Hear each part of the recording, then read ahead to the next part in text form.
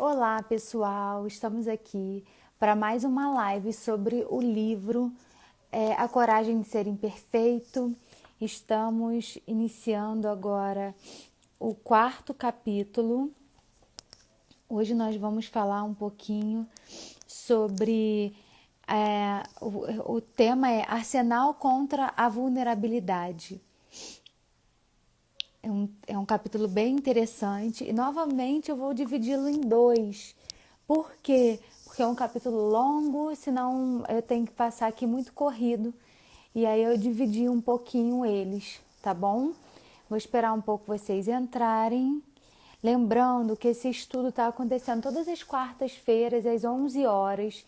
Quem não puder ver ao vivo, quem está aqui vendo e gostar, compartilha. Durante a live, se surgir alguma dúvida, coloca aqui a sua pergunta, a sua dúvida ou compartilha alguma coisa também, tá bom?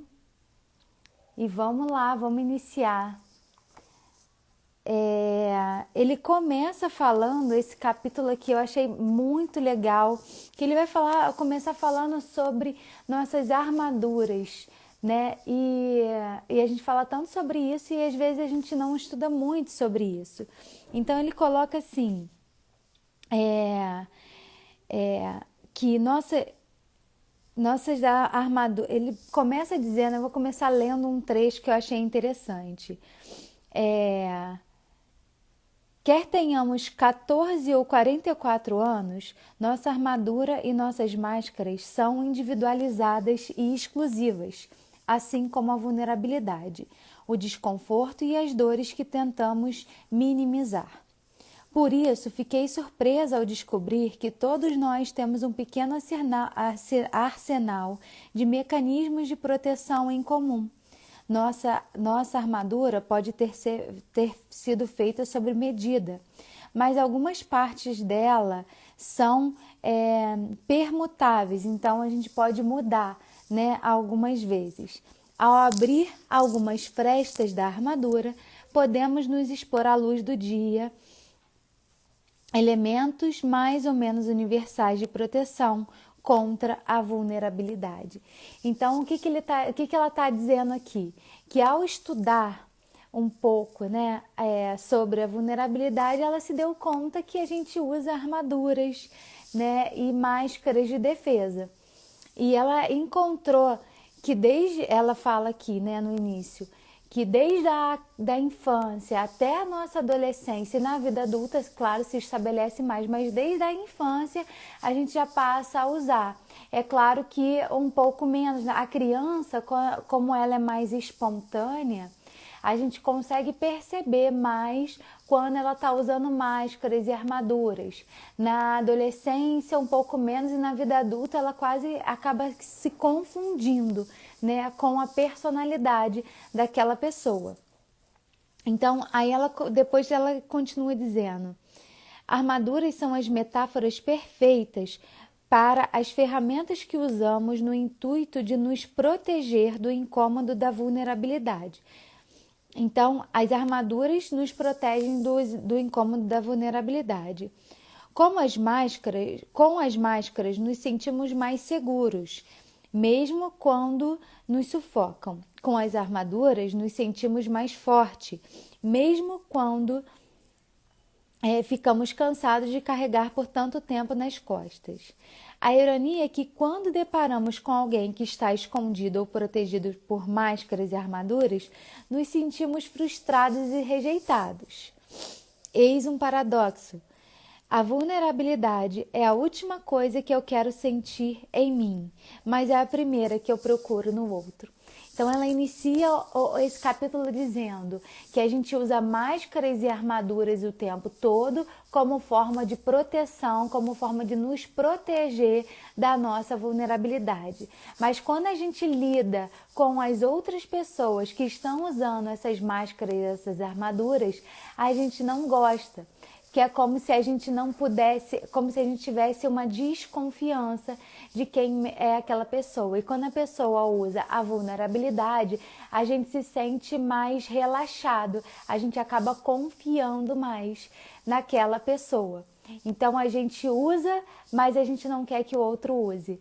Porque, de fato, a máscara e a armadura é uma sensação falsa de autoproteção, mas o outro acaba percebendo que tem alguma coisa ali que não é real. Então é como se eu estivesse me relacionando com alguém que eu não sei quem é.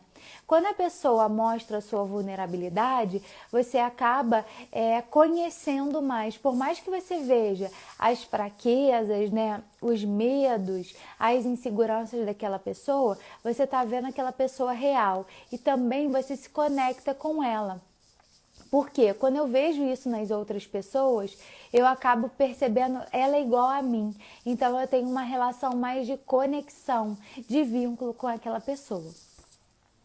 Aí ela fala assim: depois de um tempo que a gente passa a usar essas armaduras e essas máscaras, elas ficam tão fortes na gente que ela é quase como uma segunda pele. Ela usa aqui esse termo, que ela fica muito difícil às vezes da gente separar de quem é a gente mesmo e de quando a gente está usando armaduras ou máscaras, que a gente usa o tempo inteiro. Né? Então, lembrando, a gente começa a usar essas armaduras e essas máscaras já na infância, na fase adulta também, muito, né? E na fase adulta, na adolescência e na fase adulta elas se concretizam. A gente acaba escolhendo aquelas que têm mais a ver com a gente, aquelas que mais nos protegem da exposição da nossa vulnerabilidade. Nenhum de nós usa apenas uma das máscaras universais, porque ela fala aqui que a gente tem máscaras universais. Ela separou aqui e a gente hoje vai falar sobre as máscaras mais comuns que a gente usa, tá? Universalmente.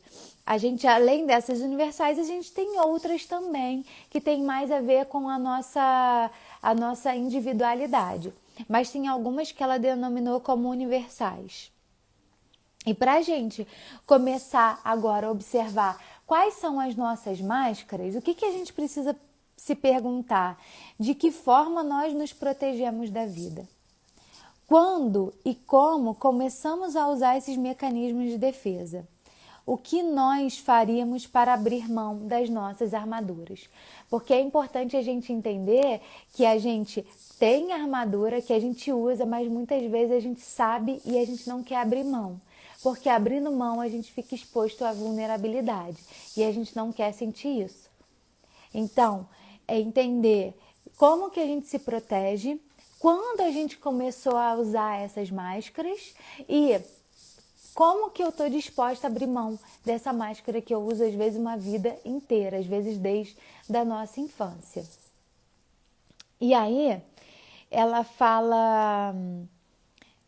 começa falando do primeiro escudo, que é o escudo da alegria como um mau presságio. O que é isso aqui? É um escudo que, quando perdemos a capacidade ou o desejo de ficar vulneráveis, a alegria se torna algo que vemos com profunda desconfiança. Então, são pessoas que, mesmo em estado de alegria, elas sentem um medo e começam a desconfiar. Como assim? E se eu tô bem agora, daqui a pouco vai acontecer uma coisa ruim. Então eu vou me preparar. Então ela nem nos momentos de alegria ela consegue relaxar, porque ela está sempre se protegendo de se sentir vulnerável. Então, como se ela entrasse no estado de alegria, ela se descuidasse e pudesse ficar mais vulnerável. Então, nem no estado de alegria ela consegue desfrutar, ela já fica insegura, ela já cria uma proteção. E ela dá um exemplo aqui de como que isso acontece. Eu costumava achar que a melhor maneira de levar a vida era esperando o pior. Dessa forma, o pior acontece. Se o pior acontecesse, eu estaria preparada. E se não acontecesse, eu ficaria agradavelmente surpresa. Então, isso aqui eu acho é muito comum em pessoas que têm um perfil maior de ansiedade. Eu sempre me preparo para o pior, como se isso me protegesse da minha vulnerabilidade. Então, eu nunca consigo estabelecer um estado de equilíbrio e de harmonia. Eu estou sempre me preparando para o pior, para que se o pior acontecer, eu estou preparado. E se não acontecer, então eu estou no lucro. Então, são pessoas, às vezes, que sofrem muito porque elas não têm momentos de alegria, elas têm dificuldade em viver momentos de alegria. E aí, esse escudo, né, ele fala, sentir alegria, imediatamente ficamos tenso com a possibilidade de alguma coisa ruim acontecer. Quando a pessoa tem aquele ditado, quando a esmola é demais, o santo desconfia. Então, tem pessoas que sentem a alegria, mas imediatamente elas entram num estado de alerta. Falam, opa, se eu estou feliz, alguma coisa ruim vai acontecer. E um outro estado dessa mesma máscara eu estou sempre preparado para o pior. Para que, se algo ruim acontecer, eu já esteja preparado para a dor. Esse preparado para a dor é uma coisa que não funciona. Ninguém nunca se prepara para a dor. E até que no livro ela cita alguns exemplos de pessoas, às vezes, que se encontram num estado já de doença e tal, e a gente fala, não, eu já estou me preparando para o pior. Você tem a percepção de que o pior pode acontecer, mas a gente só sente quando a situação acontece.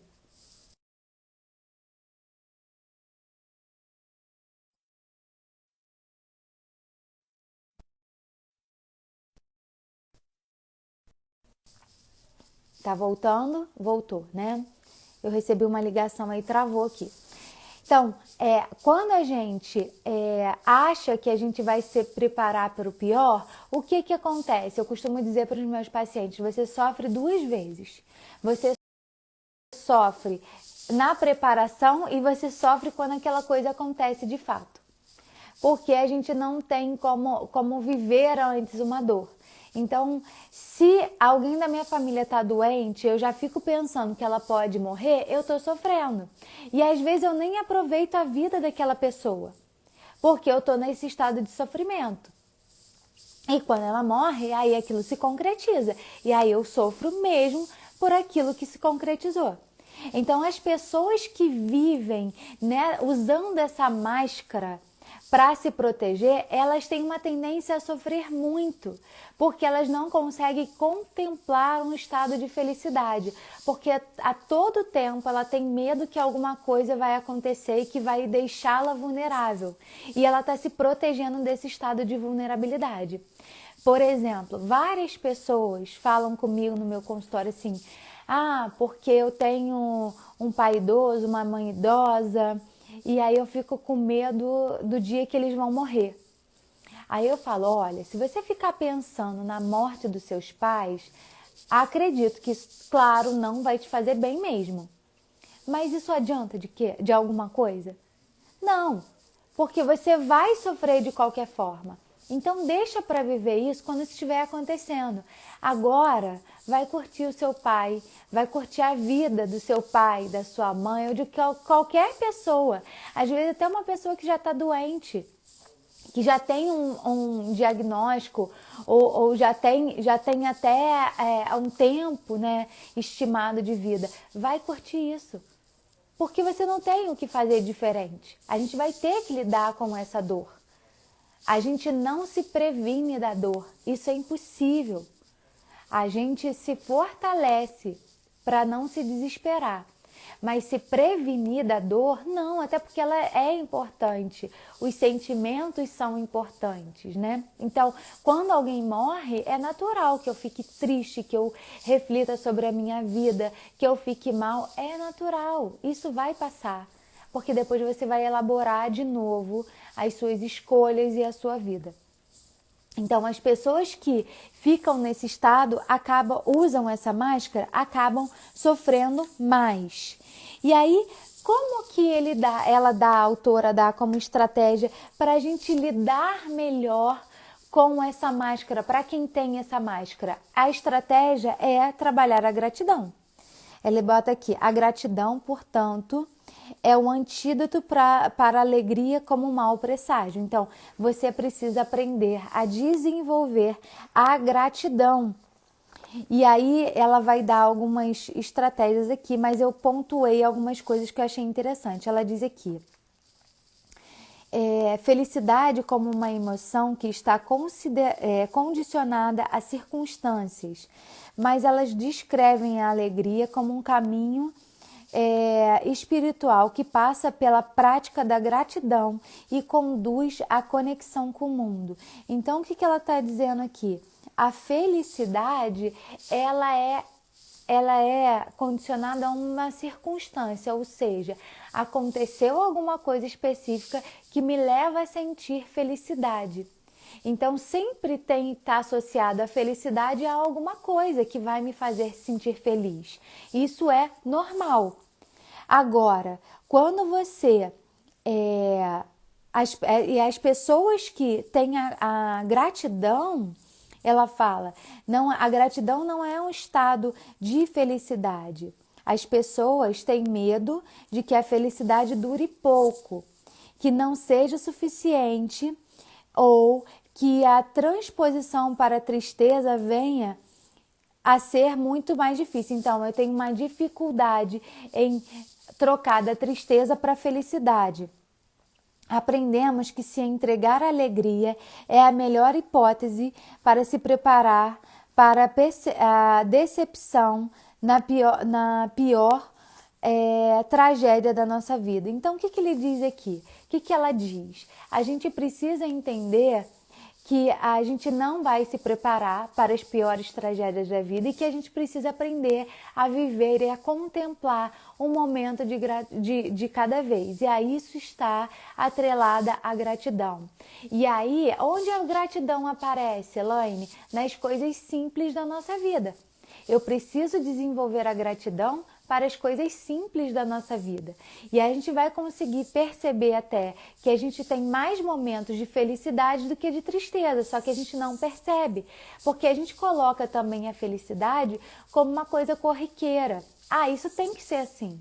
Não necessariamente tem que ser. Então, se está acontecendo, eu vou contemplar, eu vou abraçar isso que eu estou sentindo, essa felicidade. Então, ele diz aqui, 3 lições sobre a alegria e a luz. A alegria nos visita em momentos comuns. Não corra o risco de deixar a alegria passar despercebida, mantendo-se ocupado demais, perseguindo o extraordinário. Por que às vezes a gente não consegue contemplar os momentos de alegria que a gente tem no dia a dia? Porque a gente quer que uma coisa grandiosa aconteça na nossa vida. Tem que ser uma coisa muito boa para eu perceber que eu estou vivendo um momento de alegria. E às vezes, ele até dá um exemplo aqui que eu acho legal eu continuar lendo, só para vocês terem a noção. A cultura da escassez pode nos manter temerosos de adotar estilos de vida simples e comuns, mas quando se conversa com pessoas que sobreviveram a grandes perdas, fica claro que a alegria não é uma emoção permanente. Todos os participantes que falaram de suas perdas e do que mais sentiam falta mencionaram momentos muito singelos. Como eu queria estar na sala de casa e ver o meu marido reclamando sobre o que lia no jornal. Como eu gostaria de ouvir o meu filho dando gargalhadas no quintal. Minha mãe costumava mandar mensagens de texto muito loucas. Ela nunca soube escrever no celular. Eu daria tudo para receber uma dessas mensagens agora. Então, o que ela está dizendo aqui? Que a gente precisa contemplar os momentos singelos de alegria, são os momentos pequenos, e parar de esperar esse grandioso. Porque quando a gente sente a falta, quando a gente perde, a gente vai voltar a buscar esses momentos singelos que a gente esqueceu de contemplar enquanto a gente vivia. E às vezes a gente não deu a atenção necessária, ou às vezes a gente reclamou por aquilo estar acontecendo. E a gente não viu o quanto que aquilo engrandecia a nossa vida e trazia felicidade. Outro, seja grato pelo que você tem. Quando perguntei às pessoas que haviam sobrevivido a tragédias como é possível cultivar e mostrar mais compaixão por quem está sofrendo, a resposta sempre era a mesma. Não considere que você tem algo banal e corriqueiro. Celebre-o. Não se desculpe por sua alegria. Seja grato por ela e compartilhe a sua gratidão. Então ele fala aqui, aprenda a celebrar aquilo que você tem. Porque às vezes aquilo que eu tenho hoje, eu fico não tão satisfeita e vivo num esquema de que eu só vou me sentir feliz quando eu tiver tal coisa. Mas hoje o que eu tenho não pode ser bom? Às vezes não é o suficiente, eu não vou ficar num comodismo. Mas o que eu tenho hoje, eu preciso aprender a contemplar o que eu tenho hoje. Se hoje eu tenho um carro X, eu vou aprender a contemplar esse carro X, o que de benefício esse carro me traz. Se hoje o meu emprego é X e não Y, como eu gostaria, eu vou aprender a contemplar o que esse me traz para poder conquistar aquilo que eu quero. Então eu vou aprender a contemplar as pequenas coisas que eu tenho, a celebrar as pequenas coisas que eu tenho na minha vida, até conquistar as coisas grandiosas que eu gostaria de ter. Porque isso vai me dar ânimo para essa conquista também. E o terceiro, ela fala, não desperdice a alegria. É útil se preparar para a tragédia e para a perda.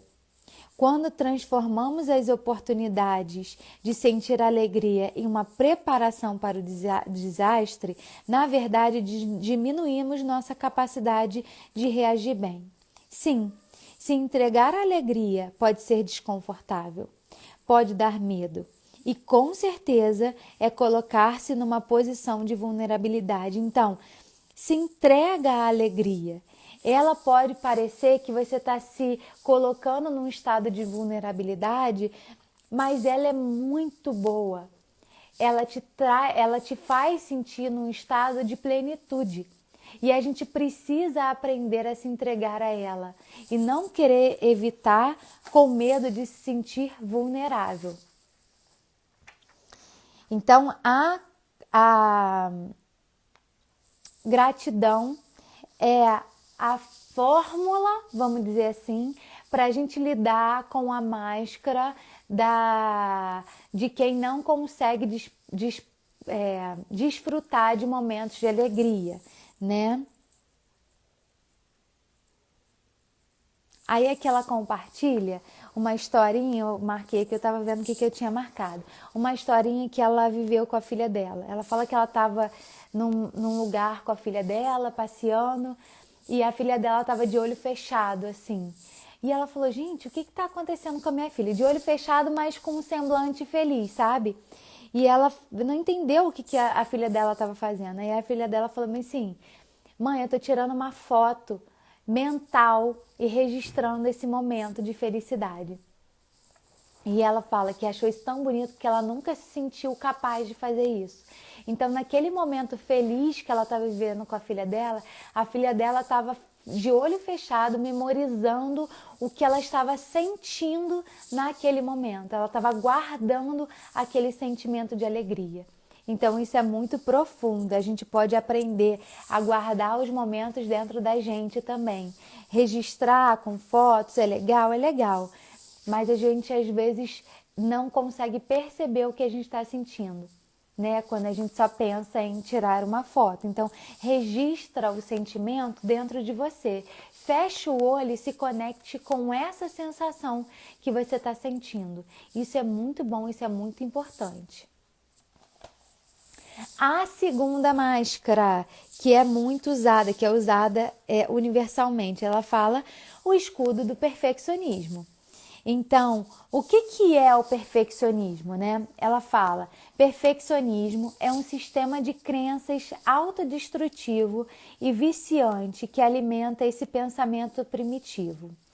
Se eu parecer perfeita e fizer as coisas com perfeição, poderei evitar ou minimizar os sentimentos dolorosos de vergonha, julgamento e culpa. Então, o que ela fala? É uma crença, o perfeccionismo, de que se eu me mostrar perfeita, eu vou evitar o sentimento de parecer fraca, de ser julgado e a culpa que eu vou carregar se isso acontecer. Outra coisa que o perfeccionismo é autodestrutivo simplesmente porque a perfeição não existe. É uma meta inatingível. O perfeccionismo tem mais a ver com a percepção do que com uma motivação interna. Não há maneira de se dominar uma percepção, por mais tempo e energia que você gaste tentando. Então, o que ela fala? Não existe perfeccionismo. Existe uma percepção de que foi bom, mas não há perfeccionismo porque não existe ninguém perfeito. Outro, o perfeccionismo é viciante porque quando experimentamos a vergonha, o julgamento e a culpa, acreditamos que o motivo para isso é não sermos perfeitos o bastante. Em vez de questionar a lógica defeituosa do perfeccionismo, nos tornamos mais apegados ao nosso propósito de apresentar perfeição e fazer as coisas de maneira perfeita. Então, o que ele fala? É viciante porque todas as vezes que eu me conecto com a ideia de culpa, de julgamento e de vergonha, eu acho que isso aconteceu porque eu não fui perfeito. Aí eu não paro de tentar buscar esse perfeccionismo, eu vivo buscando perfeccionismo. O perfeccionismo, na verdade, nos predispõe a sentir vergonha, julgamento e culpa, o que gera mais vergonha e condenação. É minha culpa. Eu estou me sentindo assim porque não sou bom o bastante. Então, o perfeccionismo é isso. Por que a gente vive no perfeccionismo? Para fugir da sensação de fracasso, de vergonha e de vulnerabilidade. Então, eu quero ser perfeito para não sentir nada disso. E, como a gente viu, não existe perfeccionismo. Como eu fujo do perfeccionismo, de um padrão de perfeccionismo? Algumas estratégias. Para alguns, o perfeccionismo pode surgir apenas quando se sente particularmente vulnerável. Então, tem pessoas que não sentem o perfeccionismo o tempo todo. É mais quando alguma coisa acontece, elas se sentem vulneráveis, ela pensa, poxa, eu tenho que ser melhor, eu preciso ser perfeito nisso para não sentir essa vulnerabilidade de novo. E para o outro, o perfeccionismo é compulsivo. Então, ele é todo o tempo a pessoa quer ser perfeita. Independente de onde nos encaixamos, num ou no outro tipo, se quisermos estar livres do perfeccionismo, precisamos atravessar a longa travessia do pensamento. O que as pessoas vão pensar para eu sou o bastante. Então, para fugir do perfeccionismo, eu preciso parar de pensar no que os outros vão pensar e começar a reconhecer em mim aquilo que eu sou bom. Entendeu? Sempre lembrando, a gente pode melhorar, a gente pode buscar se aperfeiçoar, né? Melhorar, mas nunca entrar num estado de perfeição, porque ela não existe. Essa jornada começa com a resiliência, vergonha, amor próprio e aceitação. Para assumir a verdade sobre quem somos, de onde viemos e quem acreditamos sobre a natureza imperfeita da vida, precisamos estar dispostos a pegar leve com as cobranças e receptivos com nós mesmos e com os outros. Precisamos conversar conosco da mesma maneira com que conversamos com alguém que amamos. Então, para a gente diminuir esse perfeccionismo, o que a gente precisa fazer? A gente precisa ser mais solidário com a gente e aprender a ouvir, a se ouvir com amor, a se aceitar, a desenvolver amor próprio, a desenvolver a diminuir um pouco a nossa questão com a vergonha, aprender a lidar com as nossas vergonhas. No último capítulo, né, a gente falou o tempo todo sobre a vergonha, então são coisas que a gente precisa aprender a lidar. Ela dá 3 estratégias para a gente lidar com o amor próprio. 3 ensinamentos para a gente colocar em prática aqui, hein? Generosidade consigo mesmo. Então eu preciso aprender a dedicar amor, ser mais generosa comigo, me olhar com amor, com compaixão.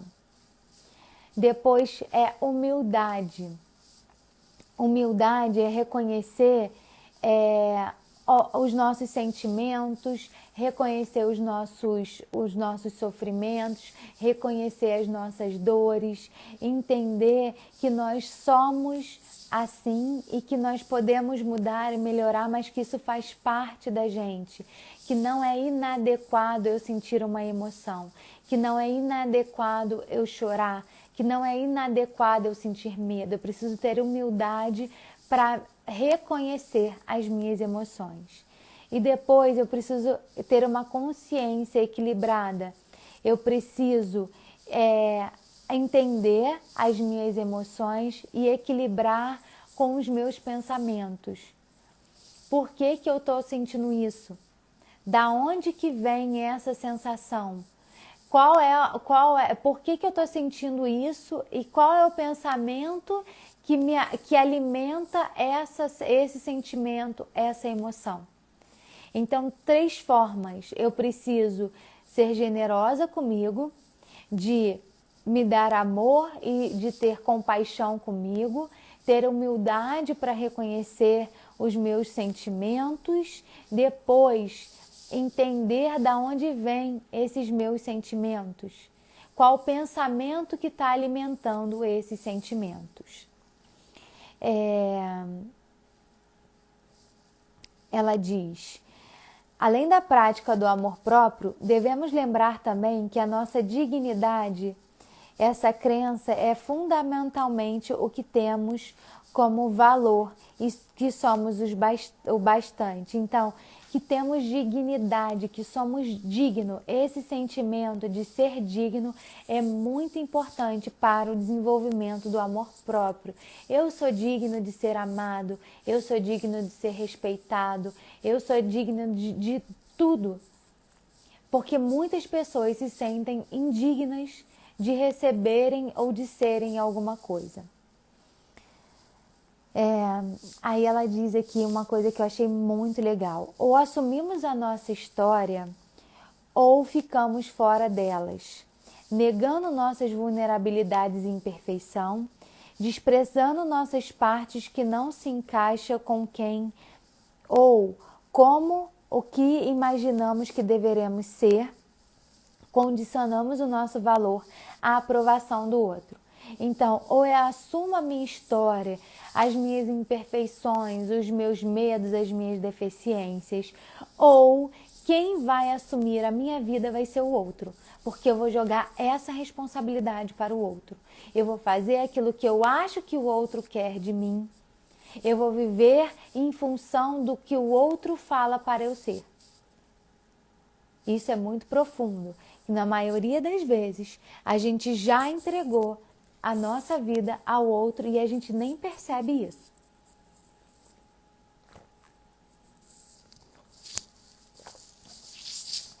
E ela continua aqui dizendo,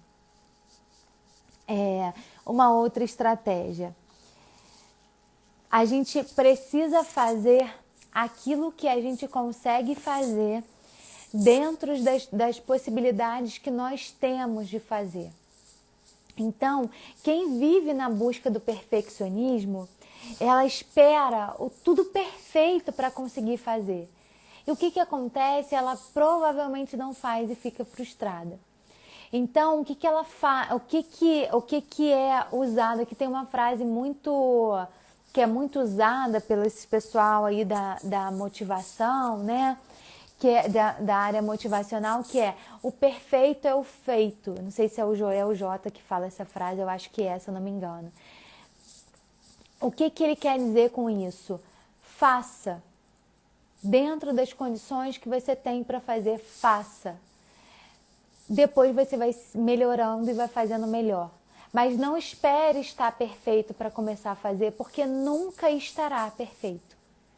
Então, não espere você saber tudo para começar a trabalhar. Isso é um sentimento, às vezes, que acontece muito quando as pessoas saem da faculdade, saem de algum curso, de alguma formação. O que elas têm a impressão? Cara, eu não sei nada. Claro, na prática ela não sabe mesmo. Ela viveu a teoria. Na prática é diferente. O que se deve fazer? Vai praticar. Só praticando que você vai aprender e você vai melhorar. Eu hoje tenho 11 anos de formada. Eu não sou a mesma profissional que eu era no primeiro ano de formada. Claro que não, eu aprendi muito, eu evoluí muito. Mas para ser quem eu sou hoje, eu precisei estar lá naquele começo. Eu precisei um dia começar. Porque senão a gente vive buscando o momento perfeito, vive buscando o melhor, que não vai acontecer. Porque não é assim que as coisas funcionam. Então, faça, mesmo não estando perfeito, e vai se aprimorando ao longo do tempo. Então, feito é melhor do que perfeito. Lembrem dessa frase, faça, e depois você busca melhorar. Aí ela começa a dizer o que a gente pode fazer para melhorar também o perfeccionismo, além de trabalhar o amor próprio, além de fazer e perceber que eu não sou perfeita, reconhecer que eu posso ir aprimorando, além de entender as minhas qualidades, no que eu sou boa bastante. Além disso tudo, ela fala que uma outra estratégia para a gente melhorar o nosso perfeccionismo é a gente criar, a gente lidar com a arte, a gente lidar com coisas diferentes na nossa vida. Porque não existe arte perfeita, aquilo ali tem a ver com você. Então, se você faz alguma coisa que tem a ver com você, com a sua arte, você sai desse padrão de perfeccionismo, porque a arte é individual. A gente não copia, não posso ser, sei lá, uma escritora que vou copiar um livro de uma outra escritora. Não tem como, eu tenho que ter o meu processo de individualidade ali. Então, quando eu aprendo a viver na arte, que é a melhor estratégia de individualidade de um ser humano, eu aprendo a não querer me comparar com ninguém, eu entendo que aquilo ali é o meu melhor nesse momento. Entendam muito isso. Eu publiquei um vídeo essa semana falando sobre arrependimento e remorso. Muito baseado no que eu escuto dos meus pacientes que falam, que ficam remoendo aquilo que elas fizeram no passado. Inclusive, alguns pacientes que me falam assim, se fosse hoje em dia eu não faria. Mas é claro, porque hoje em dia você ganhou nova experiência. Hoje, nesse momento, você é diferente do que você era 1 hora atrás, porque você provavelmente já aprendeu uma coisa nova. Então, a gente não entende que a gente fez alguma coisa, mesmo que errada, eu fiz querendo acertar.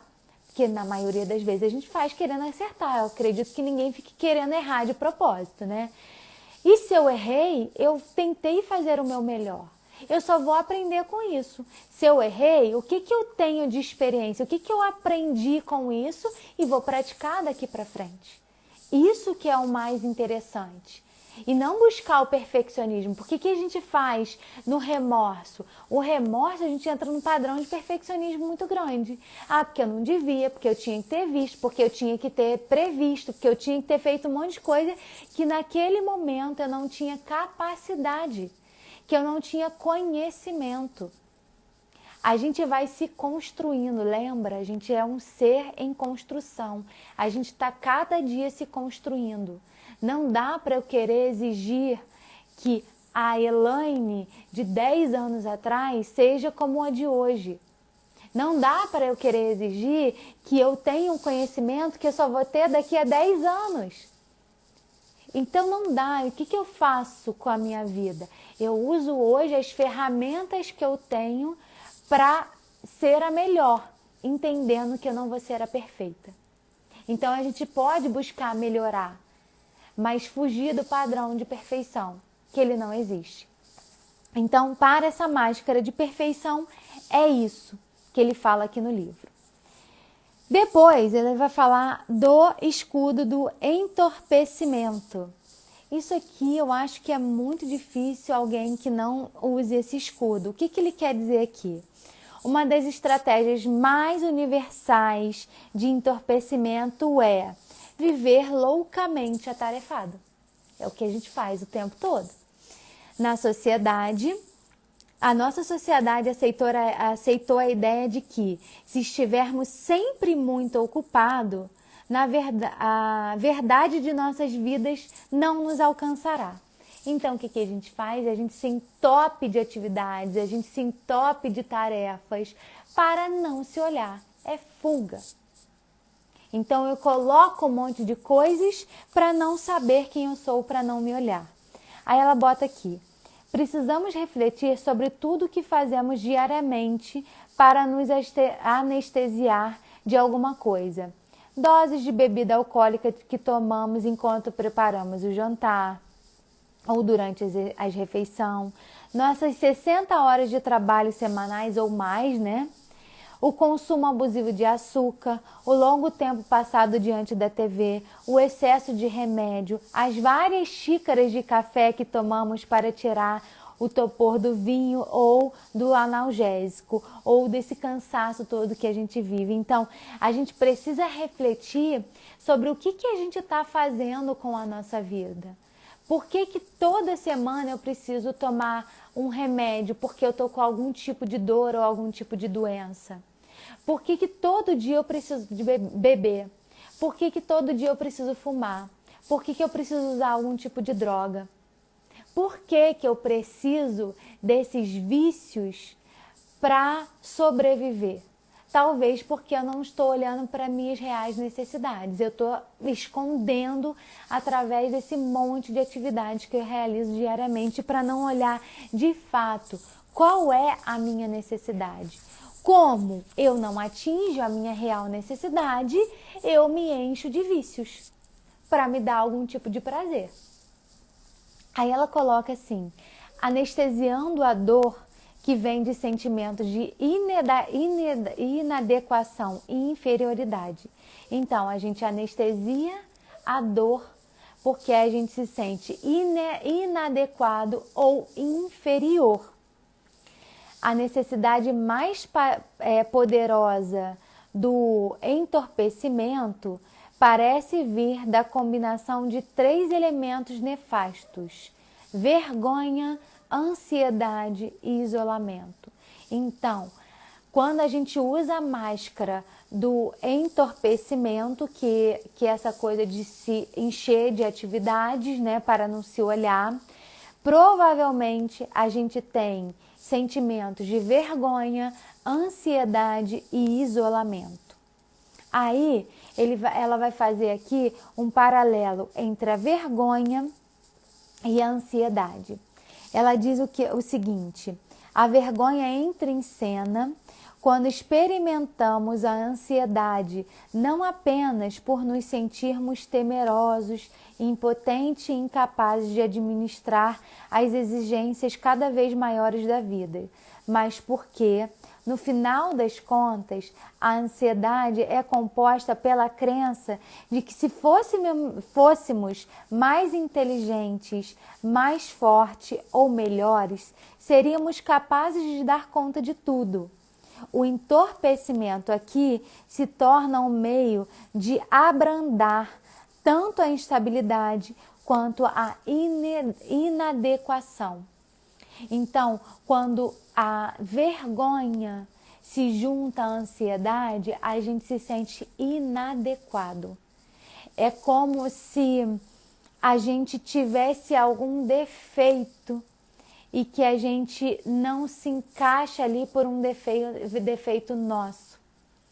E isso é muito grave. E aí a gente se esconde através dos afazeres. Eu me encho de coisas para esconder esse sentimento de inadequação. E um outro sentimento que é a vergonha junto com o isolamento. O que seria o isolamento, né? Ela diz aqui, sentir-se isolado pode ser uma parte normal da vida e dos relacionamentos.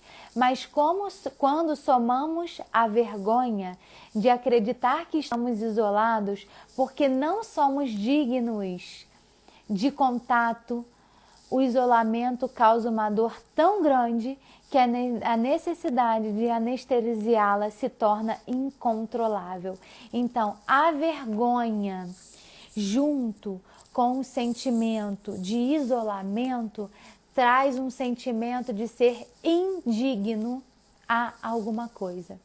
E isso aqui é muito forte, porque algumas pessoas, quando elas se sentem assim, elas se isolam por completo, a ponto de não terem mais vínculos, porque elas não se sentem dignas de terem amigos, de receberem amor, de receberem compaixão, de troca.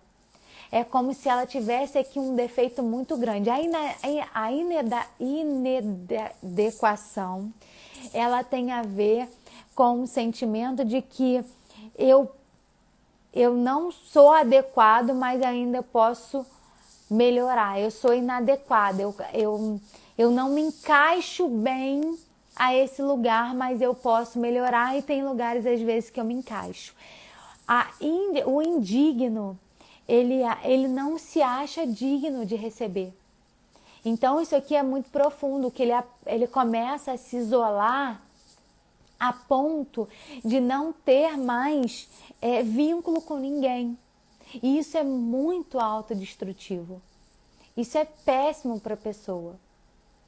E aí, o que ela faz? Ela vai se isolar e vai se afundar de afazeres para justificar o sentimento de ser inadequado. Por isso que ela junta isso. O inadequado vai se atolar de tarefas porque ela se acha inadequada àquela situação. Então eu vou dar 2 exemplos para vocês entenderem melhor.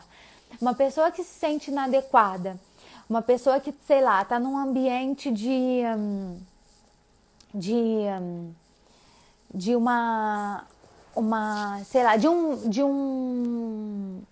um baile, uma coisa assim de paquera, que tem um monte de gente.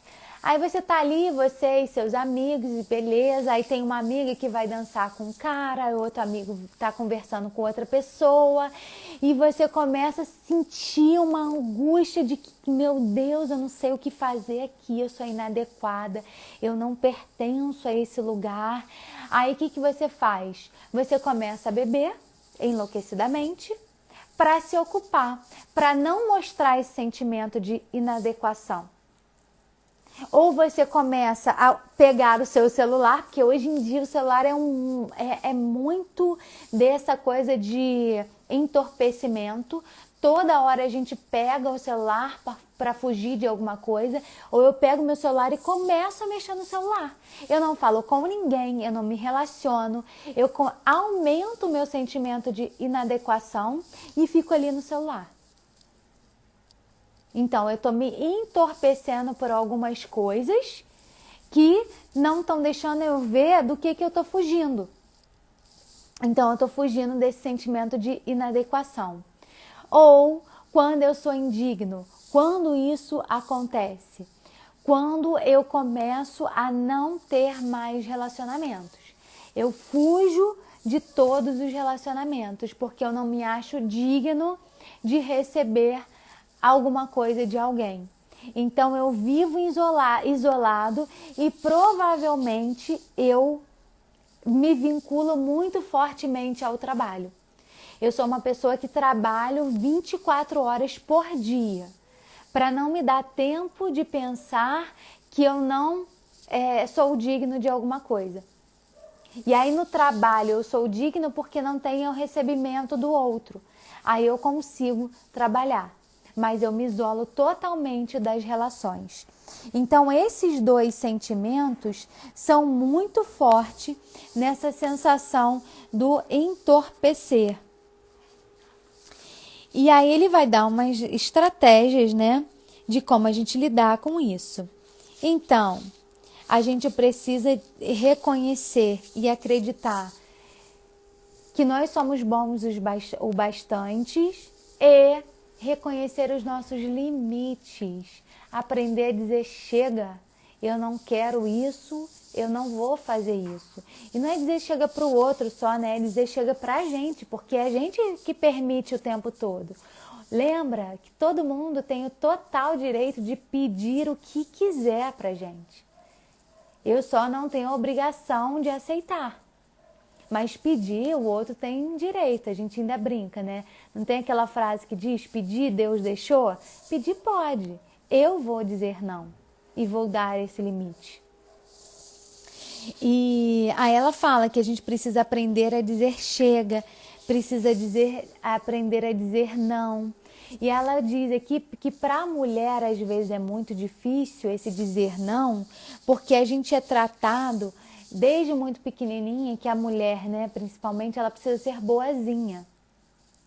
Ela precisa agradar. Então, o não para a mulher é muito difícil porque ela tem que ser boazinha. Já para o homem, o não é visto como fraqueza. Se você está dizendo não é porque você é fraco, porque você não aguenta, porque você não está dando conta. Então, por isso que tanto para o homem quanto para a mulher, dizer não às vezes é tão difícil.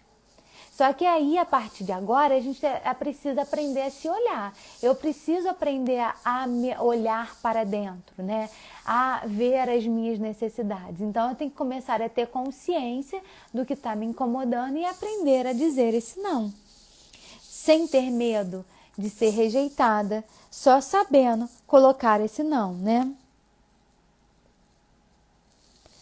Aí ela diz aqui que a melhor forma para a gente obter vínculo é com o amor e a aceitação.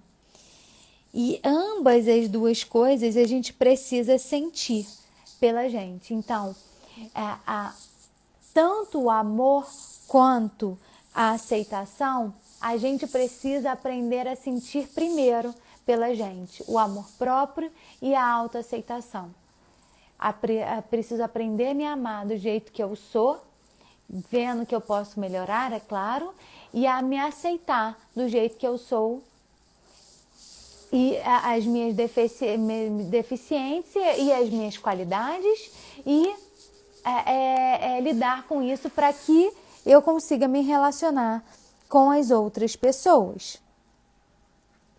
Uma outra coisa importante que ela diz, além de cuidar, né, dessa questão do amor próprio, da autoaceitação, é muito importante que a gente aprenda a desenvolver, a cuidar do nosso espírito, do nosso lado espiritual. E aí aqui ela tenta ao seguinte, você não tem que ter vínculo religioso não, mas você precisa acreditar que existe algo superior a você, algo superior que te protege e que te cuida. Porque isso traz uma sensação muito boa de segurança e de esperança também. Então é muito importante que a gente aprenda a se conectar com algo maior do que a gente. Tem pessoas que se prendem à religião, tem pessoas que só acreditam em Deus, tem pessoas que acreditam em vários deuses, tem pessoas que acreditam na energia, na natureza, não importa o que seja, o importante é você entender que tem algo que é maior que está comandando, e isso vai te dar um sentimento de esperança.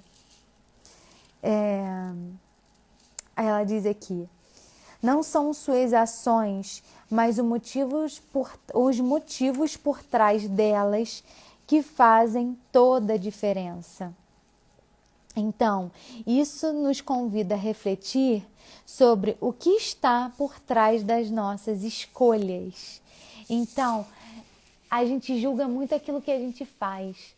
E a gente precisa entender que não é o que eu faço, mas é por que eu faço o que eu faço. Quando eu começo a entender isso, eu começo a refletir e ter mais consciência sobre quem eu sou. E aí eu vou tirando um pouco dessas máscaras que eu uso no meu dia a dia, dessas armaduras que eu uso no meu dia a dia. Então, o convite que eu faço a vocês nesse momento é você olhar para a sua vida a partir de hoje e se perguntar: por que eu faço isso? Por que eu estou fazendo isso? Por que eu escolhi isso para a minha vida?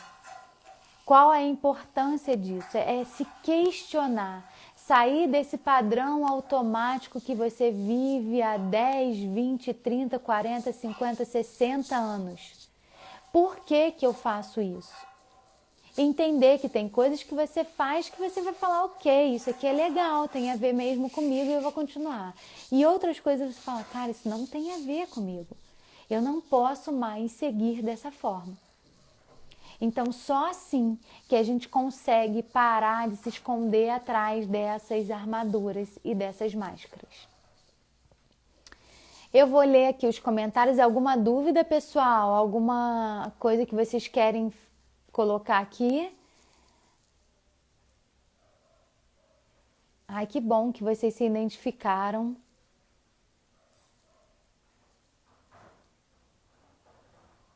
Isso aí, Dani. Querer dar conta de tudo, ser forte o tempo todo, gera muita ansiedade mesmo. Que bom que vocês se identificaram, que bom que vocês conseguiram entender e, quem sabe, agora começar a deixar de lado um pouquinho essas máscaras. Todas elas têm uma importância muito grande e todas elas a gente pode mudar. A máscara lá, né, da alegria, né, de não querer viver a alegria por medo de sofrer, a gente precisa trabalhar com gratidão, ser grato às pequenas coisas do dia a dia. A máscara do perfeccionismo é a gente entender que a gente não é perfeito, no que a gente é bom, né? As nossas qualidades, e entender que não há perfeição. A máscara do entorpecimento é eu começar a questionar as minhas escolhas. Por que eu faço o que eu faço? Por que eu boto tanta atividade na minha vida? E se isso tem a ver comigo ou não. Então, todas as 3 máscaras têm trabalho à beça para ser feito. E o segredo de tudo é a consciência. Eu tenho que ter consciência de tudo que eu estou fazendo. Por que eu faço o que eu faço? Obrigada, gente, pelo carinho. Obrigada por vocês estarem aqui. Acho que vocês não ficaram com nenhuma dúvida, né? Então, acho que não. Se vocês gostaram, se foi útil para vocês, compartilha, tá bom? E eu espero vocês na quarta-feira que vem, às 11 horas, tá, gente? Um beijo, obrigada pelo carinho de vocês.